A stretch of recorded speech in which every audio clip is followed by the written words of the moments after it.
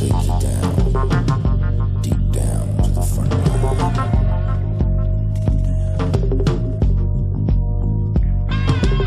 You woke up this morning, got yourself a gun. Hi everybody, this is Ms. B. I've been away for a while from the kitchen. I've been working on some other stuff that's been going on in the podcast world. Anyways, I thought it's about time that I do a recipe. I know that I've done some burgers in the past, but I thought, you know what? Let's do my burgers, my Boondock way. So that's what we're going to do tonight. So, I'm just going to go through the ingredients really quick. We're going to get this mixed up. We're going to get it cooked up, and then we're going to get it presented. So hopefully this video is not going to be too long. Don't like having super long videos. Alright, what you want to do is get yourself a pound or two of your favorite hamburger, ground beef. Get some shredded cheese. Get some tomato.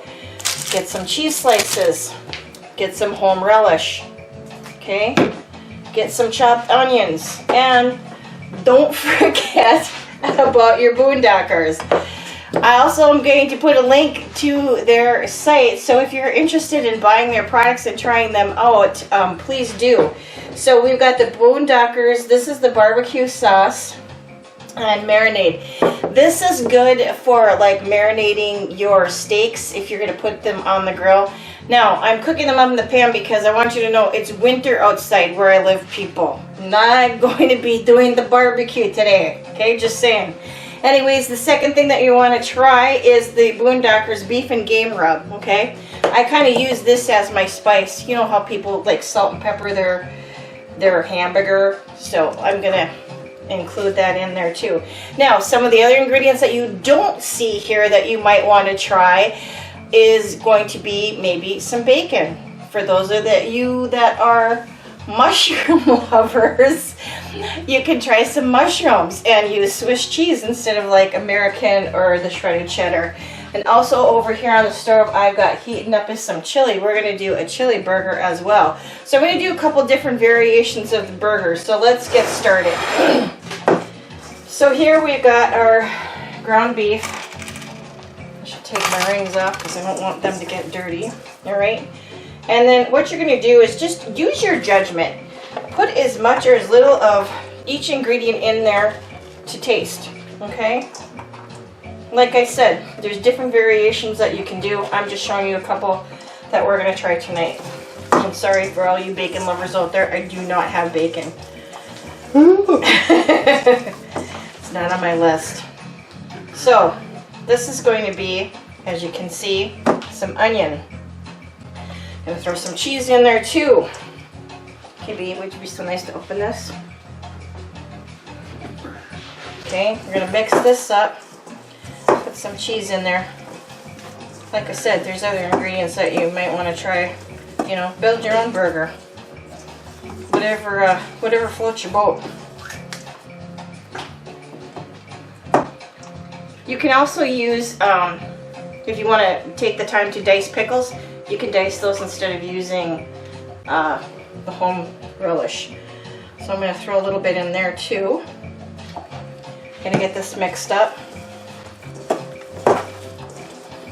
Give you an idea really quickly what this looks like after we got this all incorporated in there. Okay.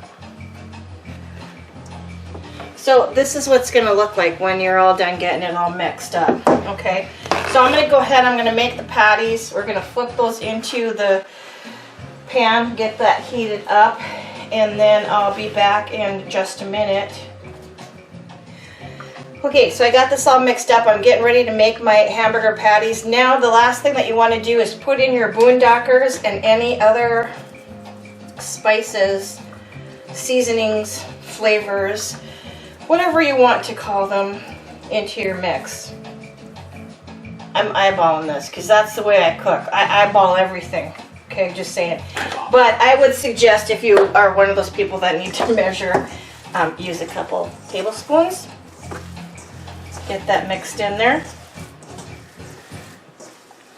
Alright, I'm going to finish adding my seasonings, which is going to be like my salt and pepper. and make some patties and get them in the pan. My pan is heating up. Get those a-cooking, and when they're almost done, I'll be back to finish up the burgers. Okay, I'm back, and so here we're towards the end of our cooking of our fabulous hamburgers. Okay, that gives you an idea of what they're looking like right now. Okay, so I'm going to top these off a couple different ways. We have, of course, you know, our tomato and our lettuce. We still have some extra shredded cheese, and the cheese that I choose to use on this was the sharp cheddar. Even though that there's sharp cheddar inside, we're just going to go ahead and top this off and get that to melt. Then we're going to use a couple slices of American cheese and pile that on the other one.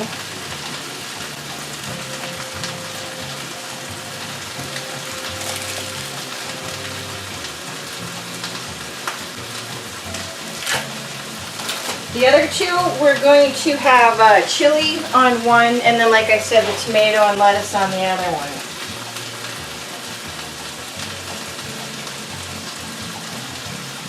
Put that right there for now. Just going to quickly cover this so that it will melt away. Now, again, cook your burgers to whatever way that you like them. If you're one of those people that can have them, like, flip them in the pan on 2 minutes on each side, and it's, you know, really red in the middle, and you're good with that, or whatever. Just saying. I'm going to move this over. I want to bring my plates over here so that we can get these taken off. Okay, so give me just a minute. Let me finish getting this melted on top of these burgers, and I'll be back with just the presentation. So stick around. Back in a moment. Okay, as you can see, the burgers are done, and now all we have left to do is put those beautiful toppings on there. Okay.